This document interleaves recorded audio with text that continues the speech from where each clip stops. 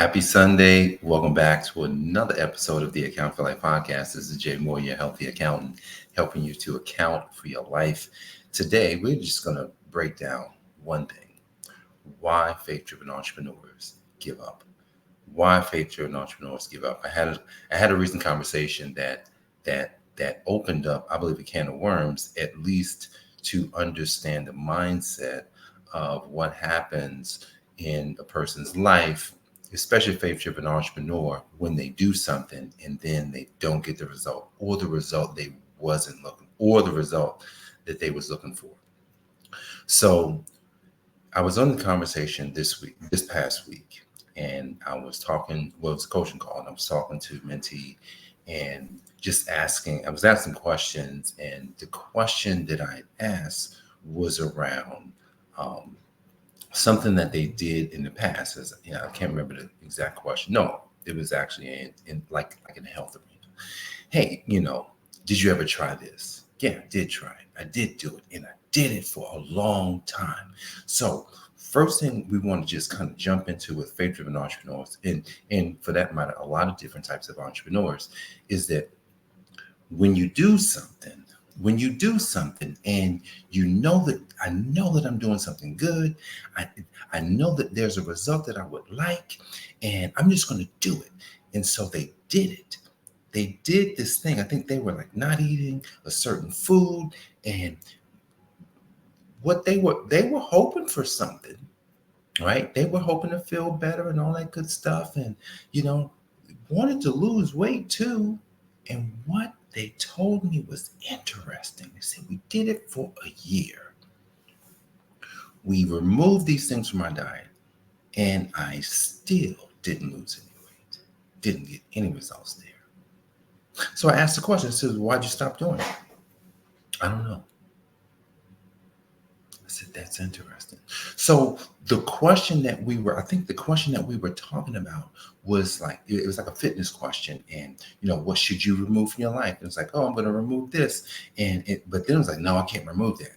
And so then I dug a little deeper. It was like, hey, well, what do you think? Like, why is it important for you to remove it? Let's first look at why it's important to remove something. So if I'm going to remove something in my life, but I don't know the ramifications of what this thing is going to do to me,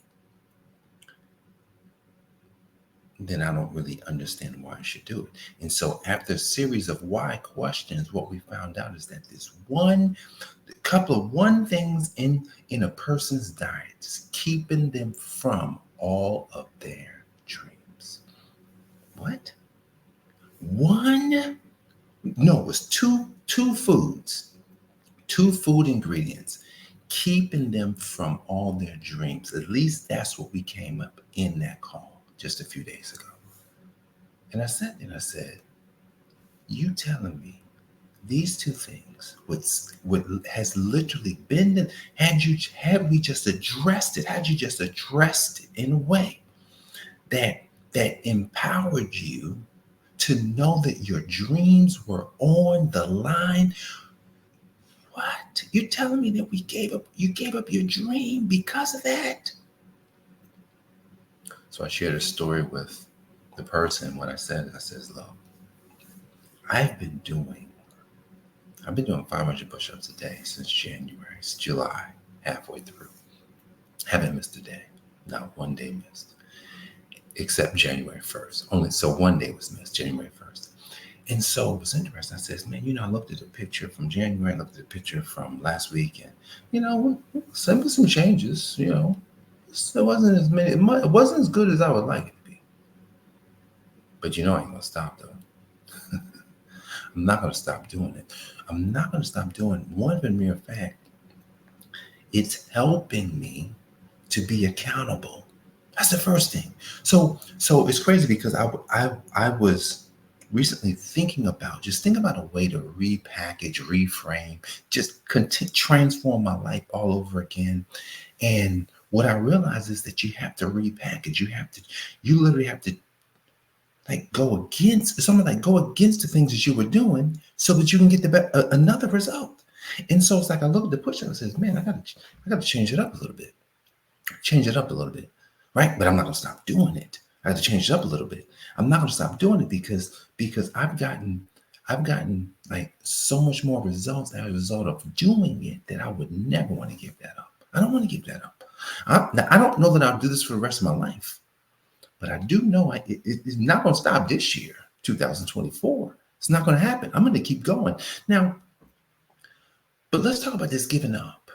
Because what I realized in the call that I had with my mentee the other day was, it was simple. Like, they gave up, her and her husband, they gave up on the goal that they had because they didn't get the results. Faith-driven entrepreneurs give up because when they don't get the result, they don't have any faith that they would actually get the result. Wow. We're talking about a faith-driven entrepreneur.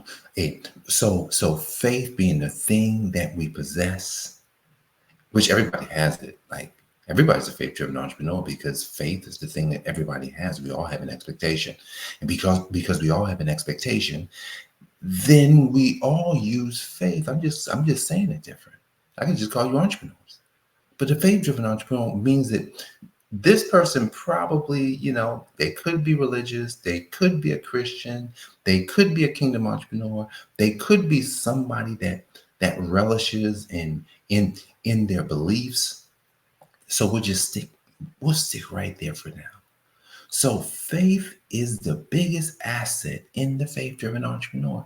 And yet we lack the faith and we give up even when, like, just because we didn't get some results. Like, oh, the results didn't come in last week. Oh, the results didn't come in last month. Oh, the results didn't come in last quarter or last year.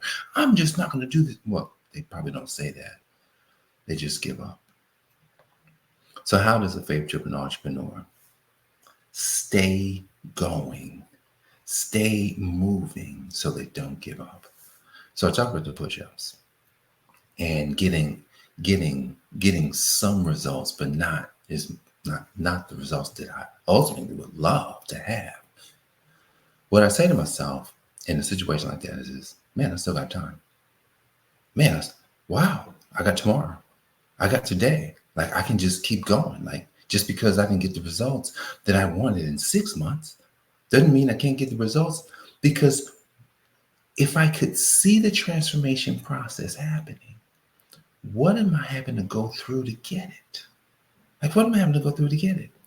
I was thinking about transformation, and man, there's a story coming to mind. And here's the story. The reason why we give up, the reason why I'm going to bring in the word dream. The reason why a lot of faith-driven entrepreneurs and people give up on their dreams is because they've accepted somebody else's dream. They've accepted somebody else's dream. Whose dream did they accept? I can tell you one big one right here in the United States that people have accepted as their dream, and it was never their dream.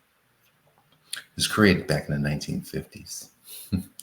A dream was created back in the 1950s. There was a meeting had amongst some bankers, and these bankers was like, man, how are we going to make more money? They wanted to know how they could make more money. I says, wow, what if we created a marketing campaign that said that the American dream is to buy a house, and instead of using your own money, just use our money. So I bet you, think about this, in the 50s, I bet you that people would say, you know what, instead of using my money, I'm going to get the American dream and go ahead and allow the bank to finance this house for me, because no one did that. Banks wanted to make some money. Banks created a dream so that you could buy a house, and that was their dream, to make money.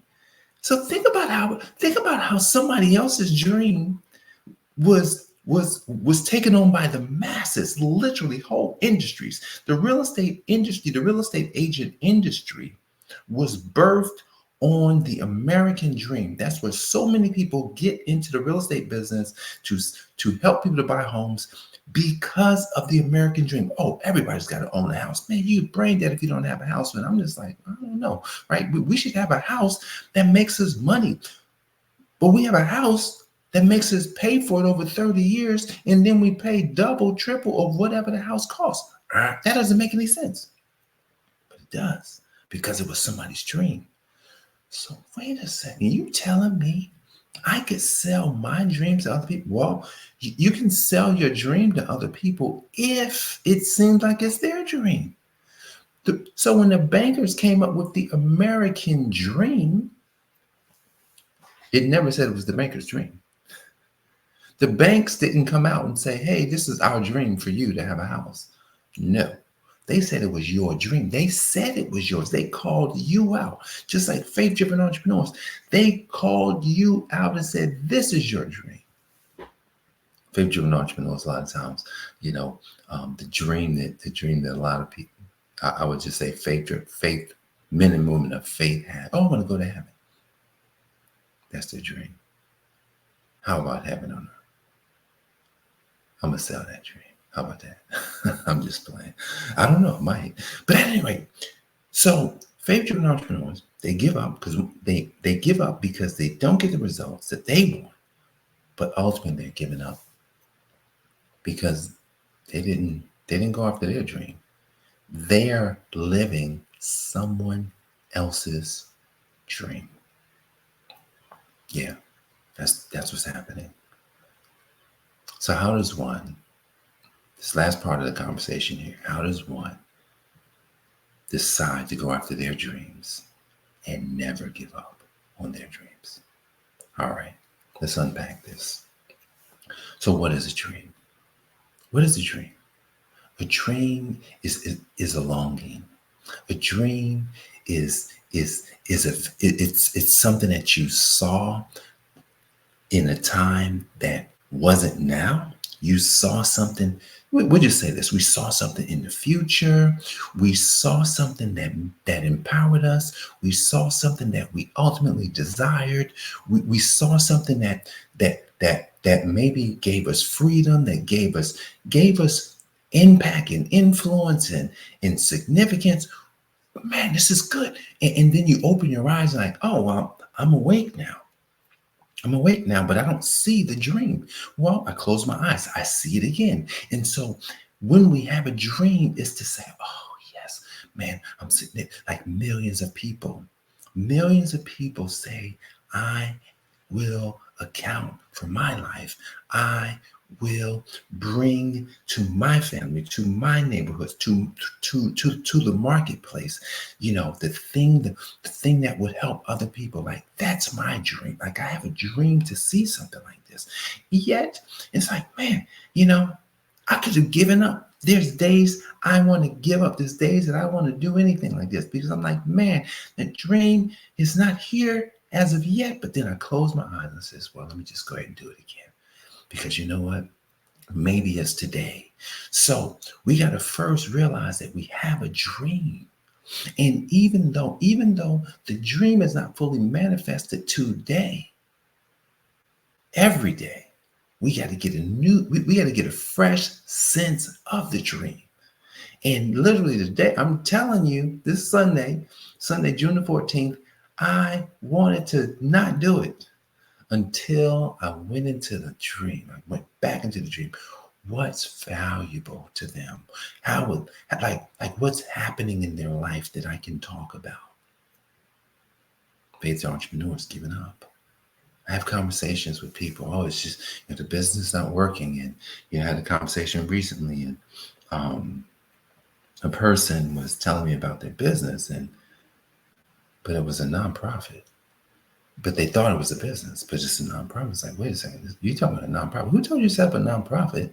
Who told you to set up a nonprofit for your business, the business that's going to make money for you? Who told you that? I'm not saying nonprofits don't bring in money, but nonprofits work differently than a business, than a for-profit business. And I immediately saw a huge problem. I said, wow, because of an environment, because of who people are around, they can influence your dream, and all of a sudden you're not even living it.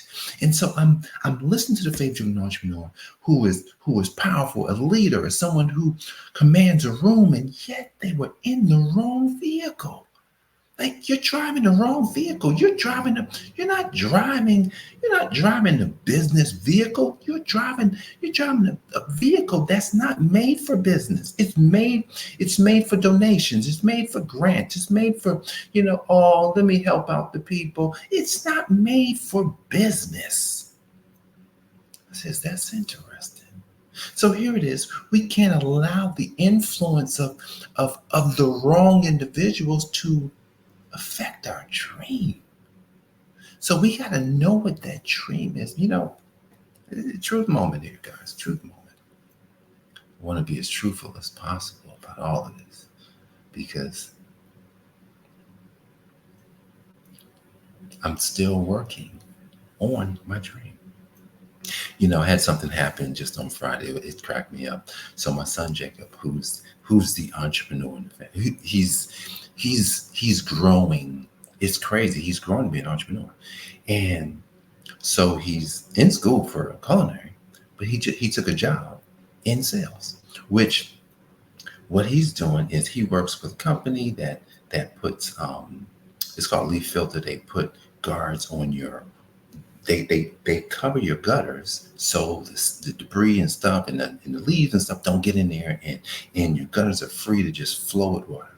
So he's working with them at Lowe's. Yep, Lowe's Home Improvement, where he's in there to get appointments for the salespeople. And so he got the job because my brother works for the company and he's like, oh, I can get you a job over there. He gets the job. He loves it. He's like, man, he got 10 appointments. He says, man, his boss like, man, you're gonna be rookie of the month. Like you're killing it. Like he got 7 his first day, got 7 the next day, he got like 4, then he got like 5, he got like 10. He's like, and he gets commission. So he's like, man, this is so fun. Why did I just bring that up? Because your dreams will have to be sold at some point. And I was thinking about this, and he said something to me. He asked me on Friday, like, so how many sales did you get today? And I looked at him, I said, well, I got 1. He said, I got 10. Now his sale is simple. So he didn't actually sell the service or the product. He sold the idea that this is potentially something that's good for the person. So think of him as a lead magnet. He's a lead magnet grabbing the leads for the salespeople to then go and sell the program, the product. But when he asked me the question, he says, how many did you get? I said, 1. He says, I got 10. I was like, oof. I said, wow. So the problem I've had in my business is selling. I wrote down 25 problems yesterday that I'm having throughout my life. Could be more. And when I wrote down next to every problem, could money solve the problem? Do you know most problems? I'm not saying that your life can be solved with money, but if there are a lot of problems that are just money problems. Meaning, if you had more money, then you could get rid of the problem. You could fix that problem. So, if we could literally fix our situations as faith-driven entrepreneurs, where we fix all our money problems, where do you think you could be if you fixed all your money problems? What could you do today if you wrote down every problem? You got to write down. Right? Do this today. I'm going to give this as an assignment. I'm never giving an assignment here. If you're watching this, it's 18 minutes in, almost 19 minutes.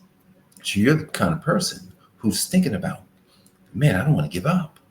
Write down all of your problems. Everyone. I don't care what kind of problem. It could be a relationship problem. It could be a parenting problem. It could be, it could be like a not enough money problem, like a business problem, like any kind of church problem, whatever problem. Write every problem down. And then as you write every problem down, I want you to put next to each problem is whether it's a money problem or a time problem. Can the problem be solved with time? And so when I say problem be solved with time, I wrote down several problems that I had, but they can be solved with time because that means I have to use my time in order to do something. Those things I just couldn't throw money at. So you got to look at it. If I threw money at it, can I solve it? No. technically some things you could. So you want to write down, if it's time, bam. But if you can put, I'm not telling you how much money, but if you can put money towards it, I want you to put a dollar sign. And I want you to look at, I mostly have a money problem.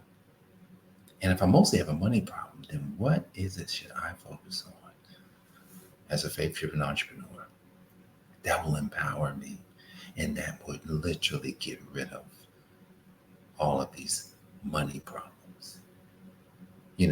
Just talking to my son and seeing him light up, just wanting to do the job of selling. He wants to help people to start the process. He's selling an idea. He's not selling quite the service, but he's selling an idea. Most businesses lack leads, and because they lack leads, it leads to money problems, and then the money problems, nothing gets solved, and blah, blah, blah, blah, blah. So just having more leads could potentially increase your money, could potentially start getting rid of some money problems. So let's wrap this up. You got an assignment. Go write down all your money problems. Go write down all your problems and figure out if it's time or money, right? You'll find that most of what you're going to write down is going to be money. And then say to yourself, I'm never going to give up. I don't care. I don't care if it takes me the rest of my life. I'm not giving up. You gotta make a bold declaration about that. I'm not going to give up. I'm going to keep going. And because I'm going to keep going, I'm going to get the transformation that I know that I'm going to get, because I have a dream. I have a dream, and we got to turn our dreams. This is an assignment for me. I'm going to turn my dream into a dream that faith-driven entrepreneurs are literally at home thinking about, or I'm going to turn my dream into something that when they hear it, they say, that's my dream. I want that dream. Try that today. See what happens if you, one, create a dream for the people that you want to help, and then see how they respond to it. And then write down a list of all of your problems. No less than 10. Write down a list of all your problems, and right next to it, is it a money problem or a time problem? Meaning, so if it's money problem, you got to figure out a solution to fix that. If it's a time problem, just mean you got to sit down and do something. Okay. All right, guys. I appreciate you for joining me for this episode of the Account for Life podcast. This is Jay Moore, your healthy accountant, helping you to account for your life. God bless, and I'll see you on the next one. Peace. This has been the Account for Your Life podcast with your host, the healthy accountant himself, Jay Moore. Until next time, make it a great day.